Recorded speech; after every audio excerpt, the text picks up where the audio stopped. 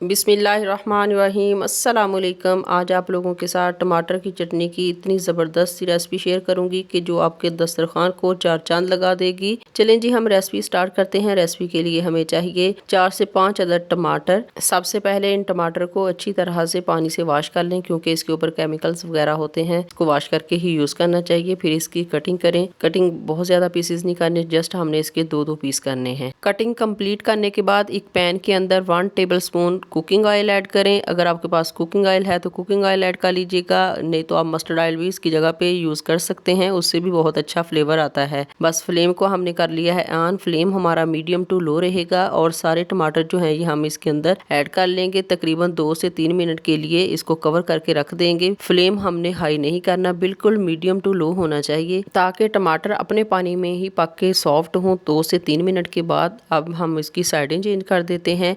इसी तरह दोबारा इसकी साइडें चेंज करके इसको फिर हम 2 मिनट के लिए मज़ीद कवर करके रख देंगे, ताकि ये दूसरी साइड से भी अच्छी तरह से सॉफ्ट हो जाएं। माशाल्लाह से ये इतनी ज़बरदस्त चटनी बन के तैयार होगी कि अक्सर गर्मियों के मौसम में कुछ सब्जियां वगैरह खाने को दिल नहीं चाहता, तो आप इस तरह की चटनी बना के खाएं। तो इस बात की तो मैं गारंटी दूंगी कि आप एक की जगह पर 2 रोटियां खाएंगे। अच्छा जी, दूसरी साइड से पकते हुए भी इसको 2 मिनट हो चुके हैं। माशाल्लाह से दूसरी साइड से भी बहुत अच्छी तरह से ये कुक हो चुके हैं। अभी हम फ्लेम को कर देते हैं बंद और इनको रूम टेम्परेचर पे ठंडा करेंगे, ताकि इनका छिलका जो है ये रिमूव करना इजी हो जाए। इसके लिए मैं इसको एक बाउल के अंदर शिफ्ट कर लूंगी और एक स्पून और फोक की मदद से जो है इनका छिलका रिमूव कर दूंगी। इनका छिलका रिमूव करने के बाद इनको किसी मैशर की मदद से या फिर स्पून की मदद से इनको मैश कर लीजिएगा। किसी मिक्सी जार के अंदर डाल के आपने इसको मैश नहीं करना, क्योंकि हमने इसका बिल्कुल पेस्ट नहीं बनाना, बल्कि हमने इसको सिर्फ मोटा मोटा सा जो है ये मैश करना है। ये मैं आपको मैश करके इसकी कंडीशन दिखा देती हूँ। बस इस तरह का ये होना चाहिए। अब इसके अंदर और कौन कौन सी चीजें मैं ऐड करूंगी वो भी आपको साथ साथ गाइड करूंगी। इसे मैश करने के बाद इसको साइड पे कर देते हैं और उसी पैन के अंदर मैं ऐड करूंगी 1 टेबल स्पून कुकिंग ऑयल और फ्लेम को कर लेते हैं ऑन। और इसके अंदर मैं ऐड करूंगी 8 से 10 कलियां लहसुन की। लहसुन इसमें ऐड करना बहुत जरूरी है, लेकिन आप इसकी क्वांटिटी कम या ज्यादा कर सकते हैं। बस इसका हल्का सा गोल्डन कलर करेंगे। जब ये हल्का सा गोल्डन कलर इसका हो जाए तो तब हम इसको स्पून की मदद से ही मैश करके तो टमाटर के अंदर ऐड कर देंगे। और अब इसके अंदर ऐड करूंगी दरमियाने साइज की चॉप की हुई बारीक प्याज, वो इसके अंदर ऐड करूंगी। और 8 से 10 अदद सब्ज मिर्ची हैं, जो कि बहुत ज्यादा कड़वी नहीं होती, वो वाली, उसको मैंने बारीक बारीक जो है वो कट कर लिया था, वो इसके अंदर ऐड करेंगे। और उसके बाद मैं इसके अंदर ऐड करूंगी ढेर सारा सब्ज धनिया।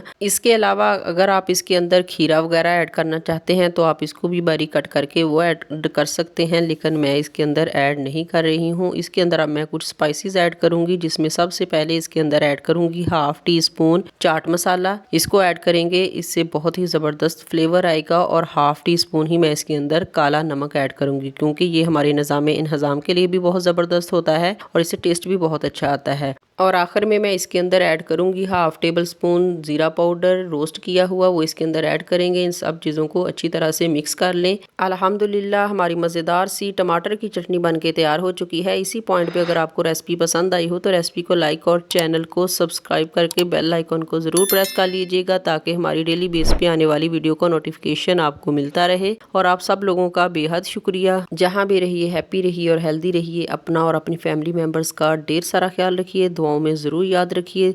मिलते हैं एक और नई मज़ेदार सी रेसिपी के साथ, तब तक दीजिए इजाज़त। अल्लाह हाफिज़।